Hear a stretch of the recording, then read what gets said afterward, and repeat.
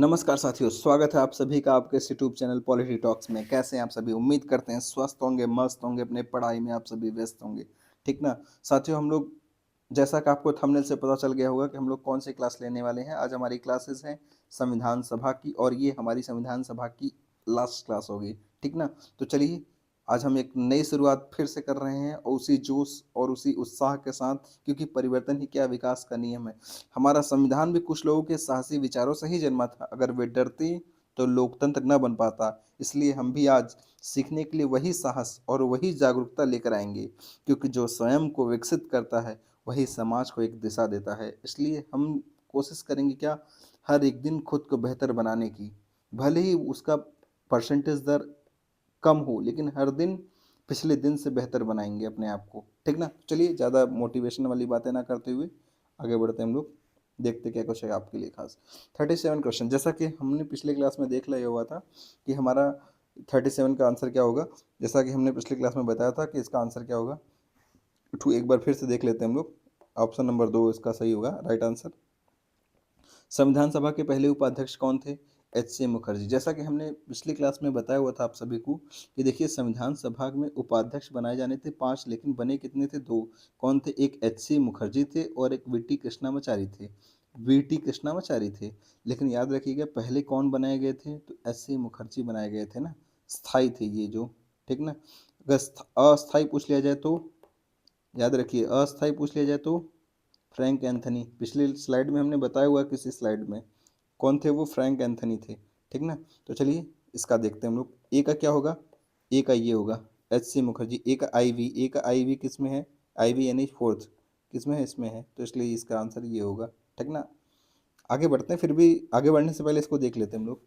देखो, ये संघ संविधान, संघ की बात कभी भी आएगी तो कौन आएगा? जवाहरलाल नेहरू हमेशा आएंगे, ठीक ना? राजस्थान की रियासतों के प्रतिनिधित्व करने वाले संविधान सभा के सदस्य कौन थे? वीटी कृष्णामाचारी थे, ठीक ना? प्रारूप समिति एकमात्र कांग्रेसी कौन थे? के एम मुंशी थे, ठीक ना? ये याद रखिएगा ये, ठीक है। आगे बढ़ते हैं। 38 क्वेश्चन क्या कह रहा है? भारत के संविधान सभा के उपसभापति कौन चुने गए? हमने जस्ट अभी पिछले स्लाइड में ही देखा, देखो ना, पहले उपाध्यक्ष कह लो या उपसभापति कह लो, ठीक ना?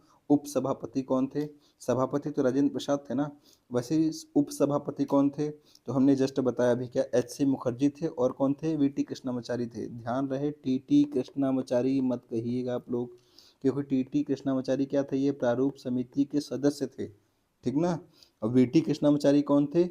ये उपसभापति थे या उपाध्यक्ष कह लो, ठीक ना? तो इसका आंसर क्या होगा? ये थर्ड नंबर। आगे बढ़ते हैं। 39 क्वेश्चन, 39वां क्वेश्चन क्या कर रहा है? निम्नलिखित में से किसने भारत की संविधान सभा को भारत के सूक्ष्म क्षेत्र की संज्ञा दी? सूक्ष्म क्षेत्र की बात करेंगे तो कौन आएगा? ये ग्रेनविल ऑस्टिन, ग्रेनविल ऑस्टिन, ठीक ना? कौन करता है? ये ग्रेनविल ऑस्टिन करते हैं, ठीक ना?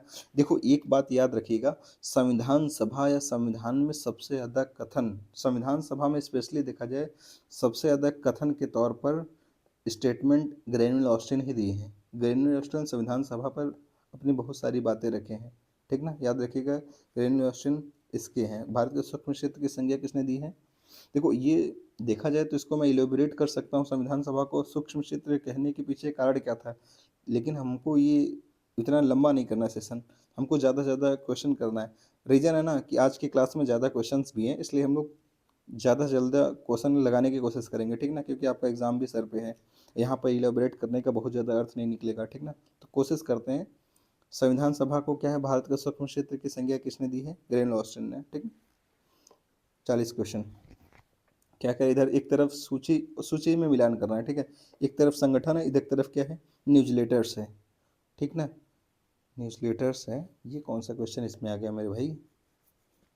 अच्छा, कोई बात नहीं, आ ही गया है इसमें तो कोई बात नहीं, इसको करा ही देते हैं, क्या दिक्कत है? देखो क्या करें, राष्ट्रीय मानवाधिकार आयोग, राष्ट्रीय मानवाधिकार आयोग, तो इसमें किससे मैच करते हैं? माई वोट मैटर्स, ह्यूमन राइट्स से, नीति आयोग से, विजयी वानी, पता नहीं क्या कह रहा है ये, विजयी वानी, कोई बात नहीं। ये बताओ, राष्ट्रीय मानवाधिकार आयोग, आपको पता है ये भी क्या है? ह्यूमन राइट्स, ह्यूमन राइट्स, ये किससे मैच होएगा? वन का बी, वन का बी, वन का बी देखो किस में आ रहा है? वन का बी इसमें मैच करा तो क्या हो जाएगा? ये आंसर हमारा हो जाएगा, ठीक ना? ओ माय गॉड, लेकिन ये बात गलत हो गया। ये जैसे ही आप इसको करोगे सही तो हम कहेंगे ओ माय गॉड, ये तो क्या होगा? गलत हो गया। क्यों? क्योंकि देखो आगे हमने चेक करना चाहिए था, क्योंकि इसका ऑप्शन देख रहे हो उल्टा उल्टा दे रखा है, कभी एक कभी दे रखा है, यहाँ पे देखो 4 3 स्टार्ट कर लिया, यहाँ पे 3 स्टार्ट कर लिया, यहाँ पे 2 स्टार्ट कर लिया, इसका मतलब है हमको और भी चेक करना पड़ेगा, है ना। इसलिए थोड़ा सा भी वेट कर लेते हैं हम लोग। देखते हैं, ये बताओ भारत का निर्वाचन आयोग, निर्वाचन की बात कौन करेगा? माई वोट, देखो माई वोट मैटर्स, माई वोट मैटर्स, तो यानी 3 का क्या होगा? ए होगा। 3 का ए किसमें है? 3 का देखो ये डी होगा। जैसे ही देखो ना, सावधानी हटी दुर्घटना घटी, जैसे ही हमने यहाँ पर देखा तो वो हमारा गलत हो जाएगा। 3 का क्या होना चाहिए? 3 का क्या होना चाहिए? ए होना चाहिए। देखो 3 का ए किसमें है? इसमें क्या? देखो 3 का सी, ये भी गलत हो गया। 3 का इसमें ए है और 3 का इसमें सी है, तो देख रहे हो, देख रहे हो, ये सही है, ठीक ना। अच्छा इसमें देखा जाए 1 का क्या है? 1 का बी है कि नहीं? 1 का बी है, तो देखो इसलिए इसका आंसर क्या होगा? ओ माय गॉड, देख रहे हो, देख रहे हो कितना बढ़िया क्वेश्चन था ये। अच्छा ये बताना क्वेश्चन कैसा है ये, हालांकि ये पता नहीं कैसे इसमें हमने शामिल कर लिया इस चीज़ को, कोई बात नहीं। 41 क्वेश्चन क्या कह रहा है? निम्न में से कौन संविधान सभा की सलाहकार समिति का अध्यक्ष था? अरे भाई सलाहकार समिति की बात करेगा, सलाह कौन देगा भाई? पटेल जी ही तो देते थे सलाह। सलाहकारी समिति के अध्यक्ष कौन थे? सरदार वल्लभ भाई पटेल जी थे, ठीक ना। आगे बढ़ते हैं। 42 जनगण मन गीत के हिंदी संस्करण के संविधान सभा ने भारत के राष्ट्रगान के रूप में कब अपनाया? अच्छा, राष्ट्रगान हो चाहे राष्ट्रगीत हो, दोनों एक ही दिन अपनाया गया था। किस दिन? 24 जनवरी 1950 के दिन, है ना, 1950 के दिन। क्योंकि आप सभी को पता है 24 जनवरी 1950 को क्या था? संविधान सभा की अंतिम बैठक थी, और संविधान सभा की अंतिम बैठक के साथ साथ ये संविधान सभा की अंतिम अधिवेशन भी था, जिसको कहते हैं 12वां अधिवेशन। 12वां अधिवेशन कब था? ये 24 जनवरी 1950 को था। इसी दिन आप सभी को पता है क्या होता है? संविधान संविधान सभा में जो अध्यक्ष थे, क्या नाम है, डॉक्टर राजेंद्र प्रसाद जी ने ही इस दिन अपने उद्बोधन भाषण में ये कहा था कि राष्ट्रगान यानी जनगण मन और राष्ट्रगीत यानी वंदे मातरम को भारत का राष्ट्रीय गान और राष्ट्रीय गीत घोषित किया जाता है, ठीक ना। उन्होंने अपने उद्बोधन भाषण में कहा था, ये उद्बोधन भाषण में कहा था, माफ करिएगा वो टंग स्लिप हो गया। उद्बोधन भाषण में यही कहा था उन्होंने, ठीक ना। किस दिन? 24 जनवरी 1950 के दिन ही कहा था। चलिए आगे बात करते हैं। अच्छा ये पूछ लिया जब से, जनगण मन किसने लिखा है? जनगण मन यानी राष्ट्रगान किसने राष्ट्रगान के रचयिता कौन है? याद रखिएगा रविंद्रनाथ टैगोर थे, ठीक ना, रविंद्रनाथ टैगोर थे। अच्छा राष्ट्रगान की गायन अवधि कितनी है? 52 सेकंड है। वहीं पर पूछा जाए राष्ट्रीय गीत क्या है? राष्ट्रीय गीत आप सभी को पता है क्या है? वंदे मातरम, वंदे मातरम, ठीक ना, वंदे मातरम। वंदे मातरम किसने लिखा था? तो बंकिम चंद्र चट्टोपाध्याय या बंकिम चंद्र चटर्जी, जो भी कह लो, बंकिम चंद्र चटर्जी या चट्टोपाध्याय, ठीक ना। ये कहाँ से लिया गया है बताओ? राष्ट्रगीत कहाँ से लिया गया है? आनंद मठ से। क्या बात है, वेरी गुड, बहुत तेज हो गए आप लोग, ठीक ना। आगे बढ़ते हैं। 43 क्वेश्चन, इस संविधान का संक्षिप्त नाम भारत का संविधान है। ये यहाँ पे नहीं होना चाहिए था, यहाँ पर होना चाहिए था, डबल इंटरेड कॉमा। इस संविधान का संक्षिप्त नाम भारत का संविधान है, बताओ किसमें? अनुच्छेद 1 में, अनुच्छेद 3 में, अनुच्छेद 393, अनुच्छेद 395। जैसा कि हम सभी को पता है इसका आंसर क्या होगा? इसका आंसर होगा 393। कितना होगा? 393। यानी किस अनुच्छेद में? तो 393 अनुच्छेद में ये कहा गया है इस संविधान का संक्षिप्त नाम भारत का संविधान होगा, ठीक ना। लगे हम बात कर लेते हैं अनुच्छेद 1 की। आप सभी को पता है अनुच्छेद 1 क्या कहता है? देखो मैं लिख नहीं रहा हूँ लेकिन बोल जरूर दे रहा हूँ, क्योंकि आपका इससे रिवीजन हो रहा है, क्योंकि क्वेश्चंस आज ज़्यादा हैं, हमारे क्वेश्चंस की संख्या ज़्यादा है, इसलिए हम लोग बहुत ज़्यादा यहाँ पर इलेबोरेट करने लगेंगे तो टाइम चला जाएगा, ठीक है। मैं फिर भी बोल दे रहा हूँ, आप लोग लिख सकते हैं। इंडिया, आपको पता है अनुच्छेद 1 क्या कहता है? India that is Bharat shall be union of states, यानी भारत जिसे इंडिया भी कहा जाता है, shall be union of states यानी राज्यों का एक संघ होगा, ठीक ना मेरे भाई। ये क्या होगा? ये कह रहा है इसमें, ठीक है। अब ऐसे देखा जाए आर्टिकल 3 में क्या है? आर्टिकल 3 क्या कहता है? नए राज्यों का निर्माण एवं वर्तमान राज्यों के क्षेत्रों, सीमाओं तथा नामों में परिवर्तन कौन कर देगा? संसद विधि बनाकर करती है, ठीक ना। ये किसमें है? आर्टिकल 3 में है। याद रखिएगा हमने क्या बोला? नए राज्यों का निर्माण एवं वर्तमान राज्यों के क्षेत्रों में, सीमाओं में, क्षेत्रों तथा सीमाओं में, नामों में परिवर्तन, ठीक ना, ये किसमें है? 3 पॉइंट हमने बताया, क्या? निर्माण, नए राज्यों का निर्माण, नए राज्यों का निर्माण, वर्तमान राज्यों के क्षेत्रों क्षेत्रों नामों और सीमाओं में परिवर्तन। ठीक है, कौन करेगा? संसद करेगा। किससे? विधि बनाकर करेगा। यह किस में है? आर्टिकल 3 में है। अगर पूछ लीजिए आर्टिकल 2 में क्या है, फिर गुरुजी ये बता, 2 में क्या है? नए राज्यों का प्रवेश। किस में था? नए राज्यों का प्रवेश आर्टिकल 2 में है। देखो कंफ्यूज मत होना, नए राज्यों का प्रवेश। अच्छा बताओ, सिक्किम को भारत में शामिल किया गया आर्टिकल 2 के तहत या आर्टिकल 3 के तहत? आर्टिकल 2 और आर्टिकल 3, बताओ कौन सा होगा? आर्टिकल 2 होगा, ठीक ना, क्योंकि यही नए राज्यों का प्रवेश और स्थापना किससे करता है? ये आर्टिकल 2 में है ये, ठीक है, जिसमें आपको पता है सिक्किम को 36वें संविधान संशोधन 1975 द्वारा भारत का राज्य बना लिया गया। ठीक है, बात करते हैं 393 तो हो ही गया है, 3 हमने देख लिया, 395 को निश्चित कर दिया गया है वर्तमान में, अब ये नहीं रहा है। बहरहाल मुझे लगता है इसमें ये प्रीवी काउंसिल से रिलेटेड कुछ था इसमें प्रावधान, लेकिन अब ये वर्तमान में निश्चित है। तो आगे बढ़ते हैं हम लोग अब। 44 क्या कराइए? निम्नांकित में से किसने वेनेगल नरसिंह राव यानी BN राव को भारत की संविधान सभा का संवैधानिक सलाहकार नियुक्त किया? बताओ, बेहतरीन सवाल। किसने किया? बताओ। अब कह देना सर हमने नहीं किया, हमको क्या पता।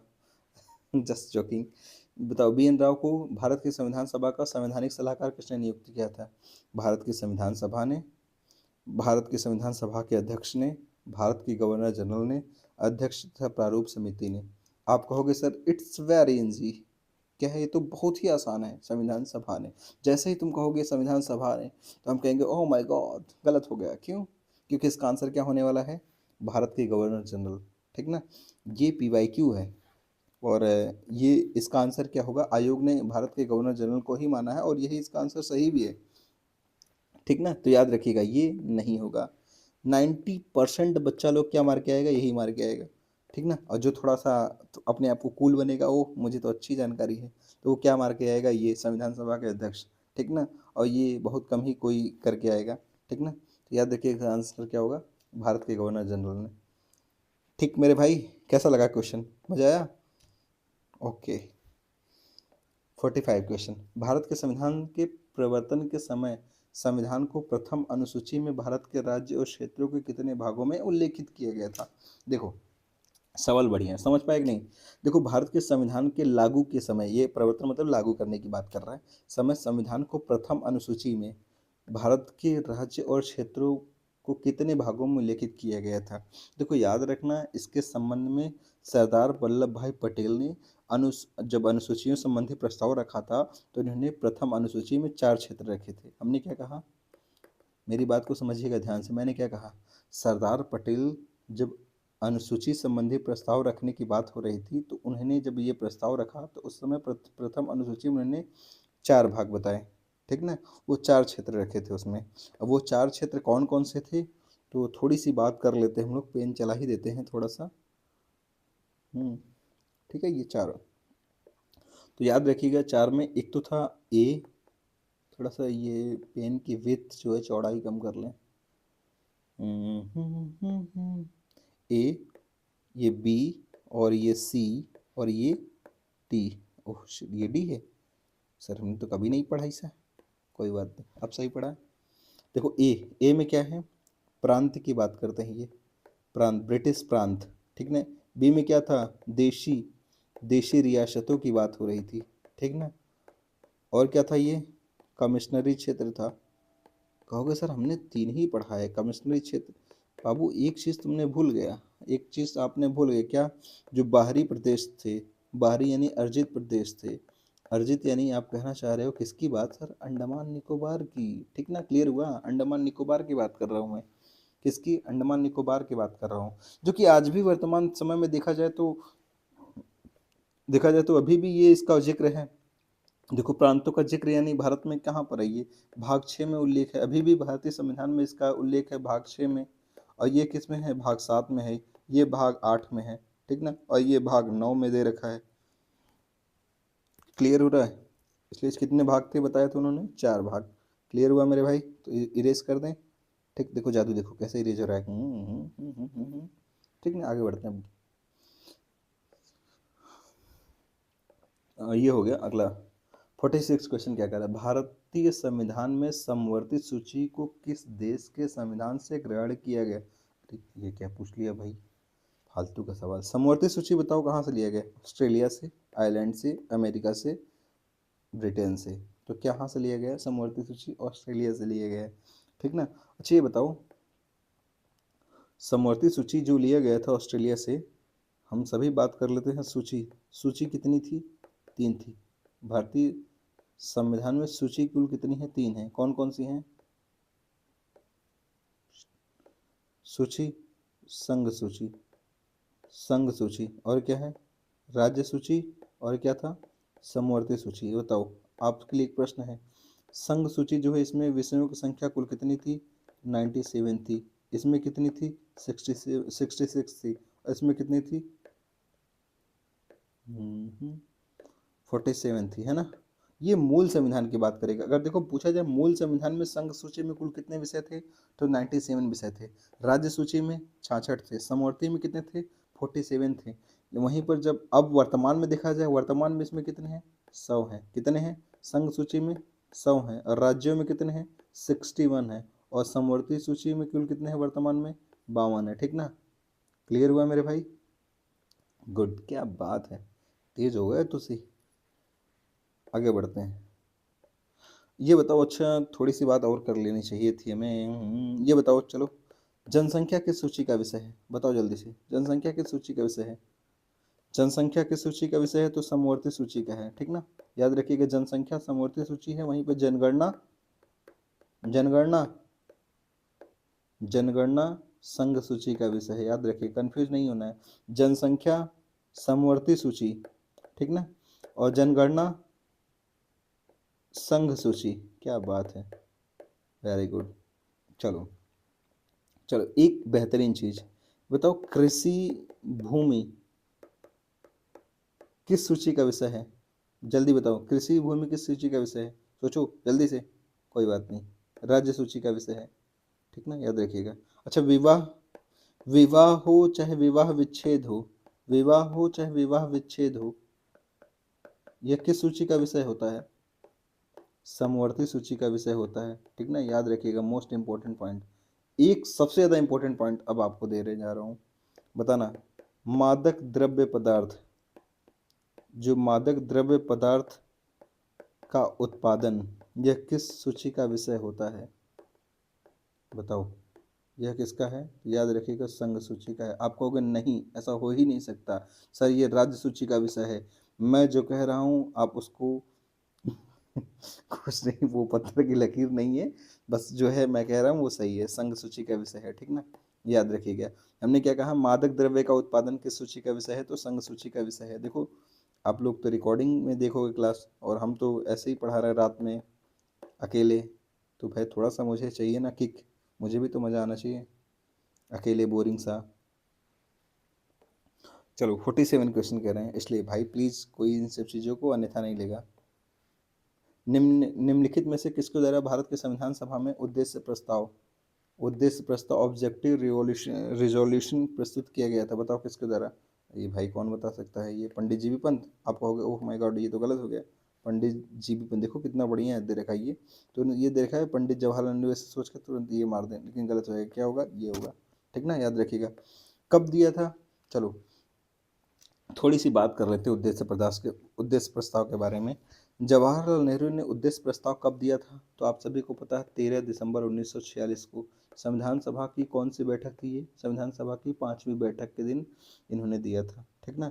अच्छा पूछा जाए इसका समर्थन, यानी प्रस्ताव किसने लिखा था, जवाहरलाल नेहरू ने, लेकिन इसका समर्थन किसने किया था, याद रखिएगा, इनका समर्थन किया था पुरुषोत्तम दास टंडन ने। किसने किया था, पुरुषोत्तम दास टंडन ने। किसने किया था, पुरुषोत्तम दास टंडन ने। ठीक ना, याद रखिएगा। अगर पूछा जाए जवाहरलाल नेहरू ने जो संविधान सभा का उद्देश्य प्रस्ताव रखा था संविधान सभा में, उसका समर्थन किसने किया था, तो याद रखिएगा, पुरुषोत्तम दास टंडन। देखो बहुत सारे बच्चों को ये पता होता है कि कब आया प्रस्ताव कब रखा? 13 दिसंबर 1946। प्रस्ताव कब स्वीकार कर लिया? 22 जनवरी 1947। ये सबको पता होता है, लेकिन कुछ चीज़ें अब देखो अलग पूछी जा सकती हैं आपसे, ठीक ना? उनमें दे देगा कौन सा कथन असत्य है। असत्य छांटने के लिए तुम्हें कैसे पता होगा तुम? जब तुम्हें पता होगा तभी तो। याद रखिएगा, थोड़ी सी हटके, अब पुरानी परंपरा और पुराने ढर्रों पे जो क्वेश्चन है उन्हीं को याद नहीं रखना, आपको थोड़ा सा अलग सोचना पड़ेगा हमें, ठीक ना? तो अब जरूरी नहीं है कि वही प्रश्न बने कि उद्देश्य प्रस्ताव कब पारित किया गया और उसे कब स्वीकार किया गया। ये तो बचपन से सुनते आ रहे हो। 13 दिसंबर 1946 को प्रस्ताव पारित हुआ, पेश किया गया, और ये इसको कब स्वीकार कर लिया गया? 22 जनवरी 1947 को। ये तो हर इंसान याद कर लेगा, लेकिन आपके पास कुछ एक्स्ट्रा होना चाहिए। वो एक्स्ट्रा क्या है? यही है कि प्रस्ताव का समर्थन किसने किया था? पुरुषोत्तम दास टंडन ने। लेकिन यहीं पर पूछ लिया, ये बताओ इसका विरोध भी कोई किया था क्या गुरुजी? जब समर्थन की बात हो रही तो कोई ना कोई विरोध तो जरूर किया होगा। जी हाँ, विरोध भी किया गया था इसका। जवाहरलाल नेहरू ने इसमें 8 उद्देश्य दे रखे थे। इसका विरोध करने वाले थे भीमराव अंबेडकर। भीमराव अंबेडकर के साथ क्या नाम है उनका यार? M R Jayakar. M R Jayakar. M R Jayakar, याद रखिएगा। इन दोनों लोगों ने इस इसका विरोध किया था। किसका? इस उद्देश्य प्रस्ताव का विरोध भी किया हुआ था, ठीक ना? याद रखिएगा। क्लियर हुआ मेरे भाई बात? इसलिए ये जानना जरूरी था।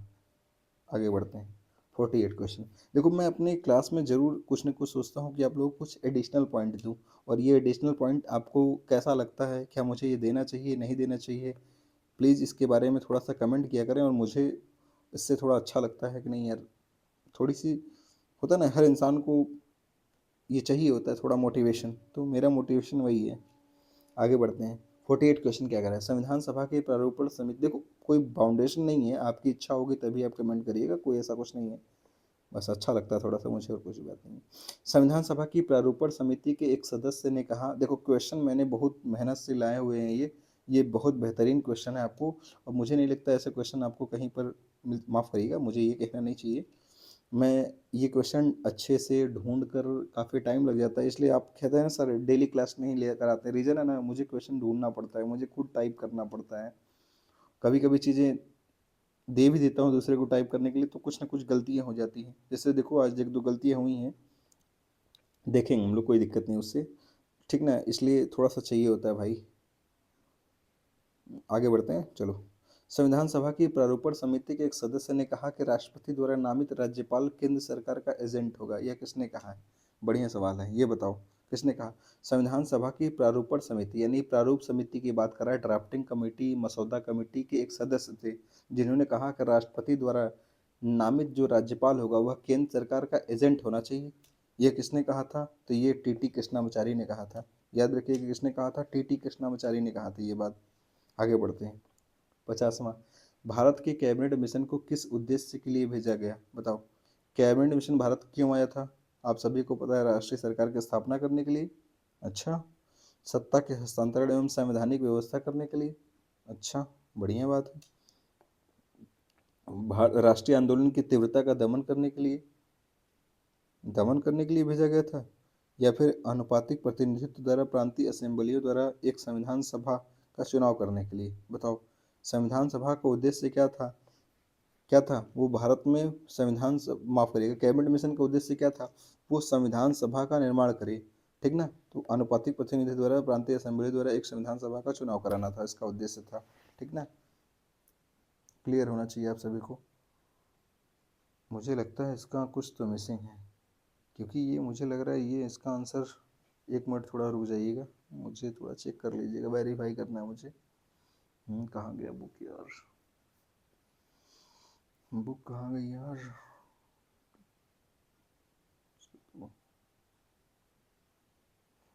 मुझे तो लग रहा है इसका कुछ मुझे तो लग रहा है इसका ये नहीं होना चाहिए, कुछ और भी होना चाहिए था इसमें। ये नहीं होगा, बाकी सभी लग रहे हैं, ये भी तीनों होंगे, ठीक ना? कोई बात नहीं, मैं देख कर वेरीफाई करके आपको कमेंट कर दूंगा, ठीक है? याद रखिएगा, कमेंट में आप देख लेंगे।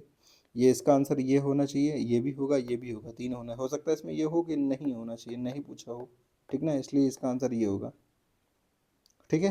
इसका क्या होगा? थर्ड होगा। यहाँ पर नहीं होना चाहिए था इसको, इसका उद्देश्य नहीं था, तो ये उद्देश्य नहीं था।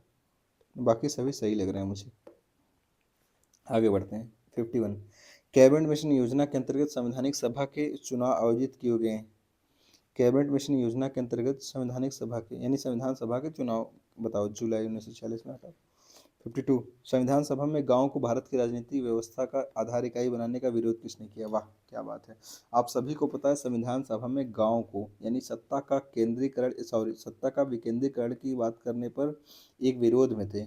गांव की राजनीतिक व्यवस्था में आधार बनाने की बात कर रहे थे, उनका विरोध करने वाले यानी गांधी जी ऐसा चाहते थे, लेकिन इनका विरोध कौन कर रहे थे, अम्बेडकर जी कर रहे थे, है ना। आगे बढ़ते हैं, कहानी तो लंबी है लेकिन बताना टाइम हो जाएगा। पंडित जवाहरलाल नेहरू के उद्देश्य प्रस्ताव को संविधान सभा ने स्वीकृत किया। बताओ, पंडित जवाहरलाल नेहरू ने उद्देश्य प्रस्ताव को संविधान सभा ने स्वीकृत किया, कब किया था बताओ। 22 जनवरी 1947 को। आगे बढ़ते हैं। 54 1946 की अंतरिम सरकार के संबंध में निम्नलिखित में से क्या सही नहीं है। देखो पिछले स्लाइड में हमने देखा था, पिछले किसी स्लाइड में यानी पिछली क्लास में हो सकता है देखा रहा हो कि 1946 की जो अंतरिम सरकार बनी थी, इस अंतरिम सरकार कब गठित हुआ था आपको पता है, 2 सितंबर 1946 को इसकी स्थापना होती है अंतरिम सरकार की, जिसके अध्यक्ष कौन थे, लॉर्ड वेवेल थे, उपाध्यक्ष कौन थे, जवाहरलाल नेहरू थे। जबकि इसका नेतृत्व किसने किया था, तो जवाहरलाल नेहरू ने किया था, लेकिन अध्यक्ष कौन बने थे, वेवेल बना था। तो जवाहरलाल नेहरू प्रधानमंत्री कार्यकारी अध्यक्ष के अध्यक्ष थे क्या, नहीं, हमने जस्ट अभी बताया कि अध्यक्ष ये नहीं थे, अध्यक्ष कौन था, वेवेल था, है ना, वेवेल था। इसलिए इसका आंसर ये गलत होगा। क्या नहीं है सही, तो यही नहीं सही है, बाकी सही है। सही क्या है देख लेते हैं। नेहरू वायसराय की कार्यकारी परिषद के उपाध्यक्ष का पद दिया गया था, ठीक है, वायसराय कार्यकारी परिषद के अध्यक्ष बने रहे, ठीक है। और अंतरिम सरकार के सदस्य वायसराय की कार्यकारी परिषद के सदस्य थे, जी हाँ, लेकिन ये गलत है, ये नहीं होगा, ठीक ना। बढ़ते हैं 56 निम्नलिखित में से कौन एक संविधान सभा का सदस्य नहीं है। पटेल जी, के.एम. मुंशी, जे.बी. कृपलानी ये थे, लेकिन ये नहीं थे। क्या यही नहीं थे, इसके अलावा गांधी जी भी नहीं थे, तेज बहादुर सप्रू भी नहीं थे, और क्या नाम है बी.एन. राव भी नहीं थे, ठीक ना, याद रखिएगा ये भी सदस्य नहीं थे। आगे बढ़ते 56 क्या कह रहा है, निम्नलिखित में से कौन एक भारत में कैबिनेट मिशन के सदस्य नहीं थे। बताओ, कैबिनेट मिशन का सदस्य नहीं था, हमने बताया था क्या, PAC, ठीक ना, पैथिक लॉरेंस, एवी अलेक्जेंडर, और ये क्या था बताओ, स्टेफर्ड क्रिप्स, PAC यानी क्रिप्स, ठीक ना, यानी ये थे, ये नहीं थे। आगे बढ़ते हैं 57 किसके अनुसार भारतीय संविधान सभा का लक्ष्य अखंड जाल में अंतर्गुम्फित तीन विशिष्ट माइक बंद तो नहीं है, तीन विशिष्ट तत्वों के रूप में राष्ट्रीय एकता, लोकतंत्र, सामाजिक क्रांति के लक्ष्य त्रयी को प्राप्त करना है। देखो ये सवाल मुझे पता नहीं कहाँ से ये मिला था, मुझे अच्छा लगा, किसी प्रैक्टिस सेट से हमने उठाया था। वो ये क्या था, ये किसके अनुसार भारतीय संविधान का लक्ष्य अखंड जाल में अंतर्गुम्फित तीन विशिष्ट तत्वों के रूप में, वो तीन विशिष्ट तत्व क्या थे, राष्ट्रीय एकता, लोकतंत्र और सामाजिक क्रांति के, यानी इन तीनों को प्राप्त करना था, ठीक ना। ये किसने कहा है, ये कहा है ग्रेनुअल ऑस्टिन ने, ठीक ना, ग्रेनुअल ऑस्टिन ने कहा है। आगे बढ़ते हैं 58 भारत के संविधान में प्रथम संशोधन कब किया गया था। आप सभी को पता है पहला संशोधन कब किया गया था, 1951 में। पहला संशोधन कब किया गया था, 1951 में। किससे संबंधित था 1951, वो जमींदारी उन्मूलन और भूमि सुधारों से संबंधित था, याद आया, जमींदारी उन्मूलन और भूमि सुधार से संबंधित था। और इसका जिसका जिक्र होता है क्या, ये इसके बाद ही तो इसी संविधान संशोधन के तहत क्या होता है, नवी अनुसूची जोड़ी जाती है। नवी अनुसूची किससे संबंधित है, भूमि सुधार संबंधित है, ठीक ना, इसलिए ये 1951 में था। आगे बढ़ते हैं। देखो इसके पीछे कहानी अच्छी है, लेकिन कहानी बताने लगेंगे तो ज़्यादा समय चला जाएगा। बात करते हैं 59 भारतीय संविधान वकीलों का स्वर्ग है। वकीलों का स्वर्ग है, वाह क्या बात है। भारतीय संविधान वकीलों का स्वर्ग है, किसने कहा, नेहरू ने, जेनिंग्स ने, केसीवियर ने, एवी डैसी। बताओ किसने कहा है। 59 सोचो जल्दी से, भारतीय संविधान वकीलों का स्वर्ग किसने कहा है, क्लियर करो। जवाहरलाल नेहरू ने, आइवर जेनिंग्स ने, केसीवियर ने या डैसी ने। तो इसका सही आंसर क्या है, आइवर जेनिंग्स ने कहा है ये बात। वकीलों का स्वर्ग किसने कहा है, आइवर जेनिंग्स ने कहा है, क्लियर है, याद रख लीजिएगा ये पॉइंट। अच्छा, वकीलों का स्वर्ग कहने का कारण क्या था। देखो वकीलों का स्वर्ग कहने का कारण इनका ये है कि भारत की जो संविधान है, भारत के संविधान की भाषा जो है बड़ी क्लिष्ट है। इसकी भाषा और इसका वो जो स्वरूप है वो टेक्निकल है, बड़ा क्लिष्ट है। इसकी वजह से इसको इसको आम तौर पर सामान्य आदमी इस चीज़ को नहीं समझ सकता है, इसलिए इसको समझने के लिए वकीलों का सहारा लेना पड़ता है, यानी विद्वानों का सहारा लेना पड़ता है। इसलिए जेनिंग्स ने ये कहा था, ठीक ना, याद रखिएगा। ऐसा नहीं कि ऐसा मत सोच लीजिएगा संविधान सभा में बहुत सारे वकील थे इसलिए वकीलों को स्वर्ग कहा गया, क्योंकि आमतौर पर देखा जाए तो संविधान सभा में वकील बहुत सारे लोग थे जी, ठीक ना। इसलिए हो सकता है ऐसा कुछ लोग सोच लें कि नहीं इसलिए कहा जा रहा है, नहीं ऐसा कुछ नहीं है, ठीक ना। एक क्वेश्चन ले रखा है हमने इसके, इससे रिलेटेड कोई क्वेश्चन था एक, देखते हैं आगे।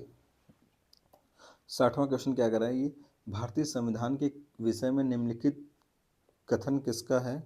अच्छा, किसका कथन है पूछ रहे हैं। भारतीय संविधान अधिक कठोर और अधिक लचीले का मध्य संतुलन स्थापित करता है। देखो क्या पूछ रहा है वो, क्या कहना चाह रहा है वो, संविधान अधिक कठोर और अधिक लचीले के मध्य एक अच्छा संतुलन स्थापित करता है। बताओ कौन कह सकता है भारतीय संविधान को अर्धसंघात्मक कहा है, वही बताओ कौन कहा है ये, केसीवियर कहे। क्या बात है, वेरी गुड। कौन कहा ये, केसीवियर कहे हैं।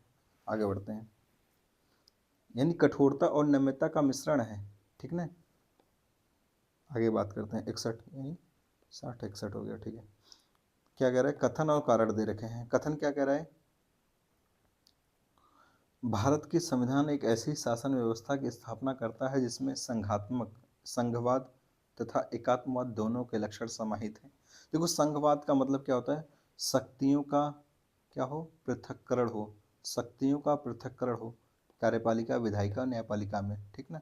और एकात्मकता का मतलब विशेष स्थिति में शक्तियाँ किसमें निहित हों, केंद्र सरकार में निहित हों, ठीक ना। वो इसका क्या करा है, दोनों के लक्षण समाहित हैं। जी हाँ, ये कथन बिल्कुल सही है, दोनों के लक्षण समाहित हैं भारतीय संविधान में, ठीक है। और क्या कह रहा है, संविधान के अंतर्गत अवशिष्ट शक्तियां संघ का निर्माण करने वाली इकाइयों को प्रदत्त है। ये तो बिल्कुल सही है ना। जैसे ही आप कहोगे सर दोनों सही है, तो मैं कहूँगा ओ माय गॉड ये तो फिर गलत हो जाएगा। क्यों, ध्यान से पढ़ो कारण को। कारण क्या कह रहा है, संविधान के अंतर्गत अवशिष्ट शक्तियां संघ का निर्माण करने वाली इकाइयों को प्रदत्त है। बताओ क्या इकाइयों को प्रदत्त है हमारे यहाँ। देखो क्वेश्चन कितना बढ़िया घुमा दिया लास्ट में। जैसे ही आप यहाँ तक तो पढ़ रहे थे, यहाँ तक तो बड़ा सही लग रहा था, लेकिन जैसे ही आप आगे बढ़ते हैं वह इकाइयों को प्रदत्त है, यानी अवशिष्ट शक्तियाँ संघ का निर्माण करने वाली इकाइयों को प्रदत्त है, मतलब राज्यों को प्रदत्त है।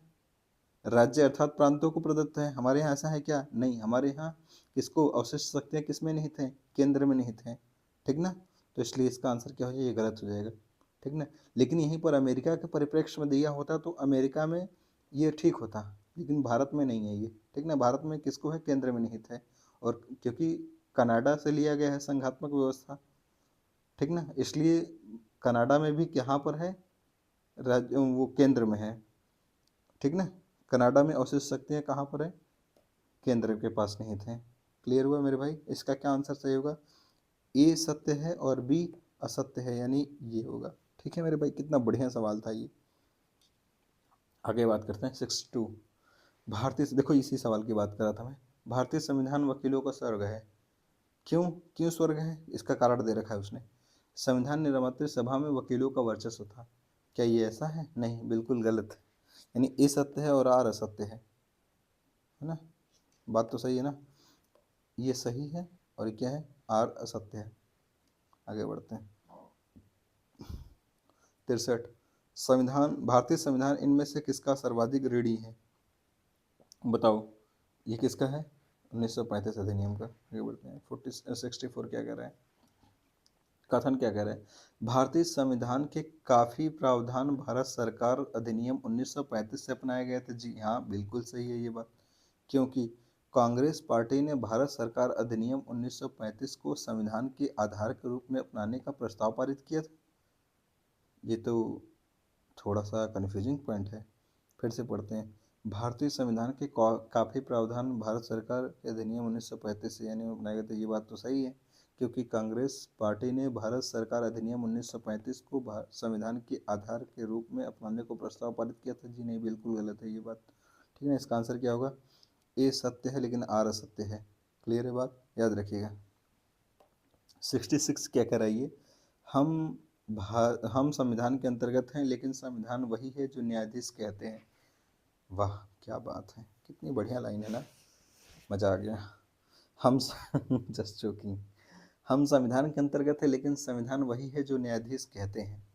संयुक्त राज्य अमेरिका के अतिरिक्त निम्नलिखित देशों में से किसके लिए लागू हो सकता है? वाह।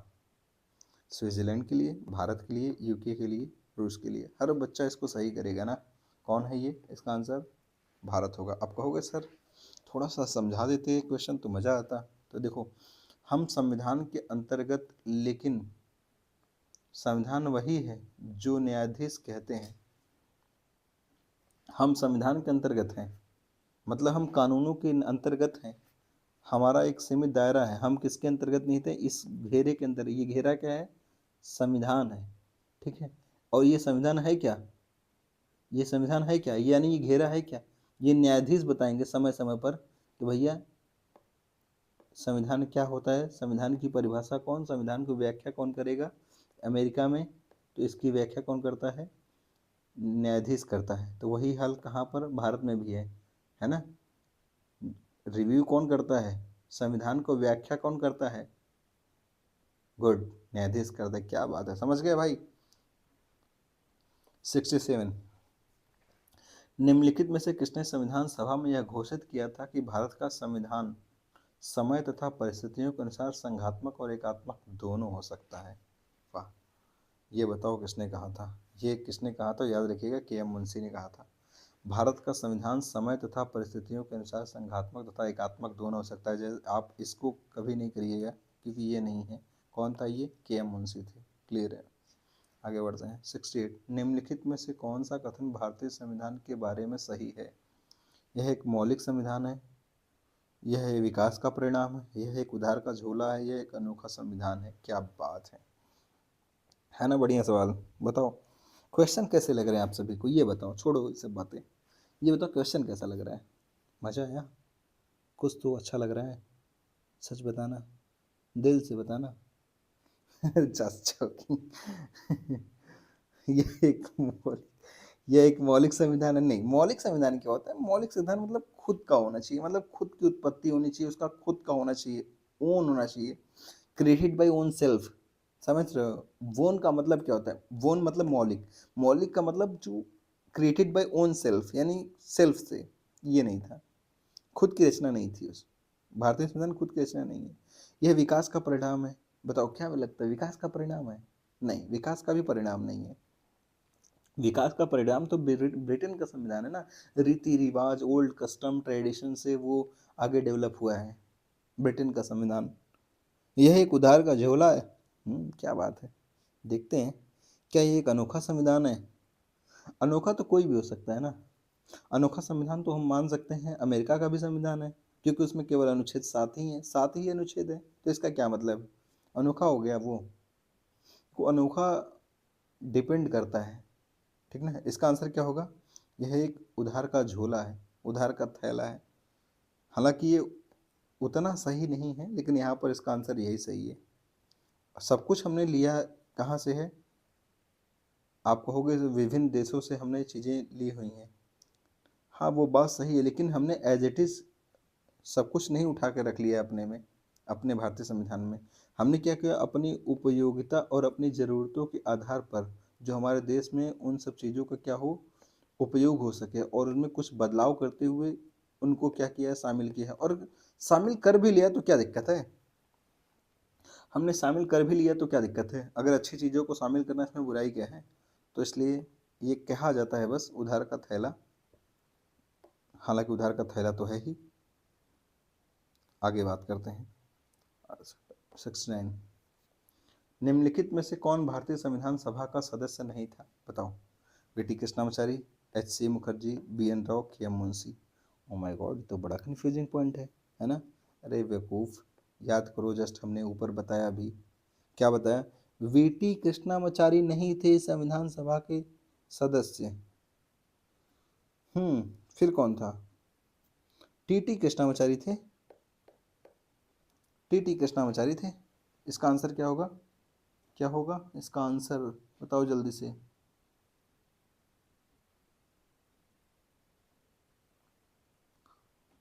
अच्छा, क्लियर है। कंफ्यूज हो गया ना। बस हो गया। इसलिए कह रहे हैं थोड़ा ध्यान से पढ़ो। सदस्य नहीं था, कौन था? ये तो थे ही, बीटी कृष्णामाचारी थे, याद है ना? कौन थे ये? टीटी कृष्णामाचारी प्रारूप समिति के सदस्य थे, टीटी कृष्णामाचारी। अब बीटी कृष्णामाचारी कौन थे? ये उपाध्यक्ष बनाए गए थे, संविधान सभा के उपाध्यक्ष थे। एच सी मुखर्जी और कौन थे? बीटी कृष्णामाचारी थे, है ना? वहीं पर एच सी मुखर्जी भी क्या थे? ये भी उपाध्यक्ष थे। के एम मुंशी ये भी सदस्य थे संविधान सभा के। लेकिन बी एन राव थोड़ी ना थे। बी एन राव याद करो, बी एन राव कौन कौन नहीं था? बी एन राव भी नहीं थे, तेज बहादुर सप्रू भी नहीं थे, और जयप्रकाश नारायण भी नहीं थे, गांधी जी भी नहीं थे। क्लियर हुआ? बस ऐसे ही थोड़ा सा कन्फ्यूजन क्रिएट कर रहा था आप लोगों को। बात करते हैं अपनी स्थापना के समय में भारत के संविधान में कितने धारा अनुसूचियों को शामिल किया गया था, बताओ? मूल संविधान में, यानी जिस दिन संविधान लागू हुआ था 26 जनवरी 1950 को, संविधान में कुल कितने मतलब कौन से प्रावधान थे? देखो 395 अनुच्छेद थे और 8 अनुसूचियां थी, ये सही है। 71 किसके वर्णन में मौलाना आज़ाद, जवाहरलाल नेहरू, पटेल तथा राजेंद्र प्रसाद संविधान सभा के अल्पतंत्र के रूप में थे? बताओ किसके? ये ग्रेन ऑस्टिन, याद रखिए किसके? Grain Austin. क्या होगा इसका आंसर? है ग्रेन ऑस्टिन होगा। अल्पतंत्र संविधान सभा की चौकड़ी के रूप में, हमने बताया था आप लोगों को, संविधान सभा की चौकड़ी कही जाती है इनको, ठीक ना? याद रखिए ये चारों को चौकड़ी, चौकड़ी, छकड़ी, आप जानते होंगे, ये तिकड़ी, ठीक ना, ये चौकड़ी कही जाती थी। 74, अच्छा 71 के बाद 74, अच्छा देखो हो सकता है ना, रीज़न ये है ना कि कुछ क्वेश्चन सेम सेम आ गए थे, तो जिनको मैंने करा दिया होता इसलिए उनको हटा दिया गया है, डिलीट मार दिया गया है। आगे बात करते हैं 74, इसलिए 71 से 74 आ गया है यहाँ पर। संविधान सभा में निर्णय निम्न में से किस आधार पर लिए जाते थे? सर्वसम्मति से, बहुमत से, सहमति और रजामंदी से, अल्पमत से? बताओ, बहुमत से या सहमति और रजामंदी से या सर्वसम्मति से? याद रखिएगा, सहमति और रजामंदी से। संविधान सभा में एक भी सदस्य अगर उसके खिलाफ होता था, किसी भी विधेयक के या किसी भी प्रारूप के खिलाफ होता था, तो ऐसी स्थिति में उसको मनाया जाता था, उसको समझाया जाता था, ठीक ना? उसकी सहमति ली जाती थी, उसकी रजामंदी ली जाती थी, फिर भी तब उस चीज़ को शामिल किया गया। ठीक है, इसका आंसर क्या होगा? सहमति और रजामंदी थी। संविधान सभा के सदस्यों को निम्न में से किसने प्रत्यक्ष रूप से निर्वाचित किया?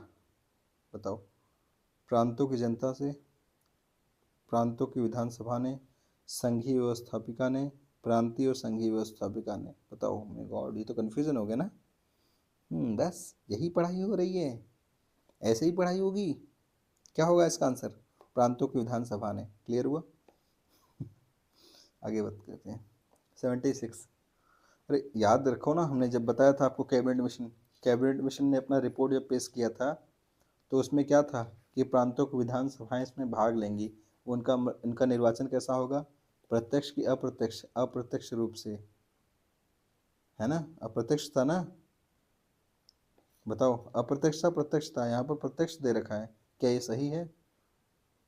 नहीं, यहाँ पे अप्रत्यक्ष रूप से हुआ था, क्योंकि सभी लोगों ने भाग नहीं लिया था उसमें, ठीक ना? ये हो सकता है पॉइंट कुछ गड़बड़ कर दिया, यहाँ पे टाइपिंग मिस्टेक हो गया होगा।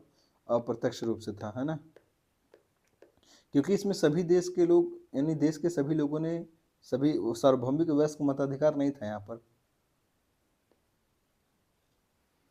76 क्या कह रहा है? भारत के संविधान में एक सशक्त सशक्त केंद्र वाली संघात्मक व्यवस्था ली गई है। बताओ, संघात्मक व्यवस्था कहाँ से लिया गया है? अमेरिका से या कनाडा से? यहाँ से तो नहीं है लिया गया है, ये सभी को पता है। बताओ, अमेरिका या कनाडा से? भारत में संघात्मक शासन व्यवस्था कहाँ से लिया गया है? कनाडा से लिया गया है, ठीक ना? याद रखिएगा, ना कि अमेरिका से। आगे बात करते हैं, एबी डायसी के अनुसार संविधान के निर्माण का आधार क्या है? बताओ, बढ़िया सवाल है ये। एबी डायसी के अनुसार संविधान के निर्माण का आधार क्या है? परंपरागत रीति रिवाज, मौलिक मानवाधिकार, प्रक्रियात्मक कानून, नागरिक और आपराधिक कानून प्रणाली द्वारा? बताओ किसके द्वारा?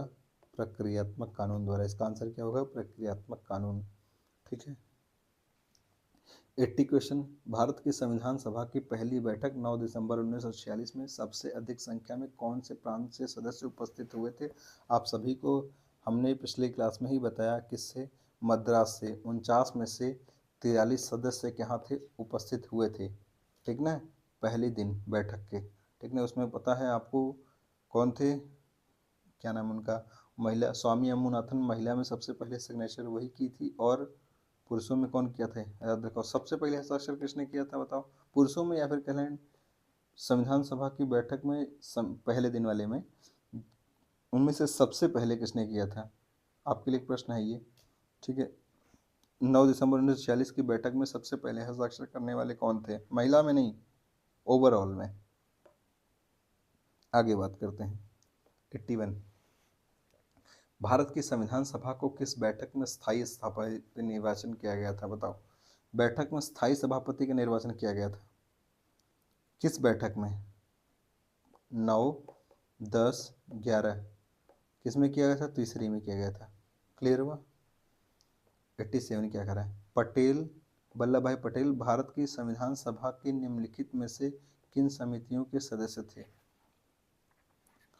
अच्छा, इधर दे रखा ये, संचालन समिति की, या राज्य समिति की, या संघ शक्ति समिति के? संघ। हमने क्या कहा है, जहाँ कहीं भी संघ की बात आए उसको एलिमिनेट कर दो, काट दो यानी एलिमिनेट कर दो। बताओ, पूछा था सदस्य थे ना किसमें, तो ये कंफर्म है कि ये नहीं होंगी, तो सी डी जहाँ भी दिखे पहले उसको काटो। ये डी इसमें है, हटाया गया, ये भी डी इसमें हट गया, ये भी इसमें सी है तो हट गया, तो क्या सही होगा? ये, ठीक ना। संचालन समिति, राज्य समिति के सदस्य। 89 क्या कर रहा है? 16 दिसंबर 1946 को उद्देश्य प्रस्ताव पर सर्वप्रथम संशोधन प्रस्तुत करने वाले संविधान सभा के सदस्य कौन थे? क्या बढ़िया सवाल है। 16 दिसंबर जो था 1946 को उद्देश्य प्रस्ताव पर संशोधन करने वाले सबसे पहले संविधान सभा के सदस्य कौन थे? बताइएगा। देखो, हमने क्या कहा, उद्देश्य प्रस्ताव कब पेश किया गया था? 13 दिसंबर 1946 को, है ना। हमने क्या कहा, इसका विरोध कौन किया था? और जो विरोध करेगा वही तो संशोधन करने की बात करेगा, नहीं भैया इसमें संशोधन करा जाना चाहिए। और कौन कौन सा संशोधन इसमें किया था? तो सबसे पहले एम आर जेकर आए थे, तो उन्होंने इसमें संशोधन की बात किया था। उसके बाद आगे शामिल हो जाते हैं भीमराव अम्बेडकर भी, कहते नहीं हाँ इसमें संशोधन होना चाहिए, ठीक ना। तो याद रखिएगा कौन? एम आर जयकर थे, एम आर जयकर थे। Am I right? Have you got it? तो ठीक है, मुझे लगता है ये लगभग 89 क्वेश्चन थे हमारे। तो प्लीज़ आप सभी बताइएगा क्वेश्चन कैसा लगा, और क्या हमारी ये कंटेंट आपको जम रहा है, और प्लीज़ अगर आप कमेंट करेंगे तो मुझे अच्छा लगेगा, ठीक है। जैसा भी होगा आप बताएंगे, और क्या चीज़ हमको और आगे पढ़ाना है ये बताइए, आप क्या पढ़ना चाहते हैं? आप ये संविधान सभा की क्लास, माफ़ करिएगा, ये संविधान में नया चैप्टर स्टार्ट किया जाएगा, न्यू चैप्टर क्या होना चाहिए बताइएगा प्लीज़ आप सभी लोग। जो हम इसमें अगर हम संविधान पढ़ाएंगे, इसमें भाग, अनुसूचियाँ और प्रस्तावना, इनसे रिलेटेड प्रश्न कराएंगे। अगर ये पढ़ाना होगा मुझे तो ये, लेकिन जैसा आप लोग कमेंट करेंगे उसी हिसाब से बातचीत होगी, ठीक है। या फिर अगर आप कहेंगे तो पॉलिटिकल थ्योरी से क्वेश्चन करा देंगे, या फिर वेस्टर्न पॉलिटिकल थिंकर से, ठीक ना। आपके पास 3 ऑप्शन है, क्या हमें संविधान, या फिर वर्ड, ये वेस्टर्न पॉलिटिकल थिंकर से, या फिर पॉलिटिकल थ्योरी से, ठीक ना। जैसा भी आप कहेंगे उसी हिसाब से आपकी बात मानी जाएगी। प्लीज़ कमेंट जरूर करिएगा, ठीक है। तो मिलते हैं आपसे नेक्स्ट क्लास में। Thank you.